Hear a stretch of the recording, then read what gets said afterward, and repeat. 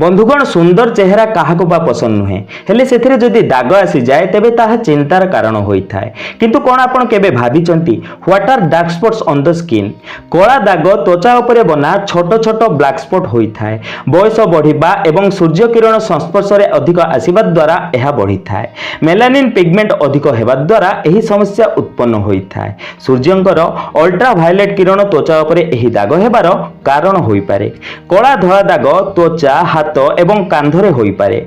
बयस बढ़िबा सहित शरीर में मेलानिन पिगमेंट ठीक भाव में काम करि न थाए। चेहरा रे एही दाग मेलानिन रो अधिक उत्पादन कारण होई थाए। तेबे आज मु आपनक सह एमिति किछि रेमेडी शेयर करिबी जहार प्रयोग द्वारा आपनक मुहरे कोनोसी भी दाग रहिबो नाही। सेति पय भिडियोटी को शेष जाय निहाती देखंतु। किंतु ता पूर्व मु आपन माने कहि जदि आपन माने जे हम चैनल को सब्सक्राइब करना तेबे तळे थिबा सब्सक्राइब बटन ऊपर क्लिक करि हम चैनल को सब्सक्राइब कर नियंतु एवं पाखता नोटिफिकेशन बेल ऊपर निहाती क्लिक करंतु। या द्वारा हम जे नूतन वीडियो अपलोड करबे ता नोटिफिकेशन आपन माने प्रथम पाई परिबे एवं हम चैनल माध्यम रो बहु किछि शिखणीय जिंस आपन माने शिखिबा को पाइबे। प्रथम रेमेडी पई आपन को आवश्यक कमला चोपा। जो कमला को आमे खाई ताहार चोपा को फिंगी दियंती सेही कमला चोपा आपन को मुहर दाग शेष करि पारे। सेथि पई प्रथमे आपन कमला चोपा को सुखेई दियंतु। हेले ध्यान रखिबे कमला चोपा को खरा रे सुखेइबे नाही। एहा को आपन घरे छाई रे सुखेइबे। देखंतु मु कमला चोपा को सुखेई रखिछि। एबे आपन एही चोपा को नै भलो भाबे गुंड करि दियंतु। एहा को गुंड करी एमिति फाइन पाउडर प्रस्तुत करंतु। एबे आपन एही गुंडरू 1 चामच नियंतु एवं सेथिरे अल्प पानी मिसेई ताहार एक पेस्ट प्रस्तुत करंतु। देखंतु एबे हमर फेस पैक बनी प्रस्तुत। एबे एही मिश्रण को नै चेहरा रे लगांतु बा जेउ जगह रे आपनकर डार्क स्पॉट होई अछि सेही सब जगह रे एहा को नै लगांतु। आधा घंटा पर्यंत आपण एहा को चेहरा रे लागि रहिबा को दियंतु। जेबे एहा भलो भाबे सुखी जिवो तेबे नॉर्मल पानी रे आपनक मुह को सफा करंतु।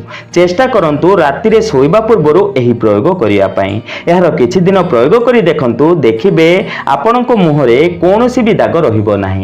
कला हेउ किंबा धड़ा दाग मूलरू शेष होई जिवो। हेले मने रखंतु दाग लिभिबा पर्यंत आपनकु एहार प्रयोग करिबाकु हेबो। चेहरा रो दाग दूर करिया पई आउ गोटे रेमेडी जानि नियंतु। सेथि पई आपनकु आवश्यकता पड़िबो हळदी गुंड।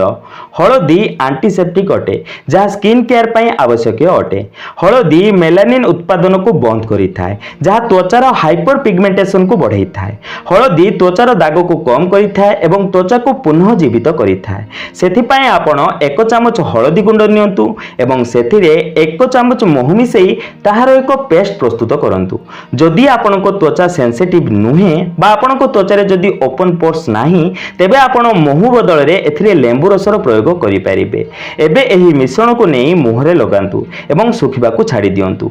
जेबे एहा भलो भाबे सुखी जिवो तेबे नॉर्मल पानी रे आपनको फेस वॉश करि नियंतु। एहार मध्य किछि दिन प्रयोग करिबा द्वारा आपनको फेस रे कोनोसी भी दाग रहिबो नाही। मुहरे दाग को दूर करिया पई दही पाचिला अमृतभंडा महू हळदी टमाटो एलोवेरा रो घरोई उपचार प्रयोग करि परिबे। एथुरु जहा भी मिलिबो ताहार पेस्ट बनै मुहरे फेस मास्क पळी लगांतु। एहा द्वारा त्वचार मृत एवं सुखिला कोशिका एक्सपोलाइट हेबारे सहाय्य मिलि थाए एवं स्किन रिजुविनेशन बा त्वचार कायाकल्प रे चमक आसी थाए। तेबे एथि मध्यरु कोनोसी भी रेमेडी रो प्रयोग करी आपण निज मुहरु कला बा धळा दाग भଳି समस्या को दूर करि परिबे। तेबे आशा करछि आज रो एही सुंदर भिडियोटी आपन निहाती भल लागिथिबो। जदि आज रो एही भिडियोटी आपन टिके भल लागिथे तेबे गोटे लाइक दियंतु एवं एमती प्रकार भिडियो देखा पई हम चैनल को सब्सक्राइब करंतु। तेबे बंधुगण आज पई एतिकी पुणी देखा हबो नूतन सुंदर अध्याय सह। धन्यवाद।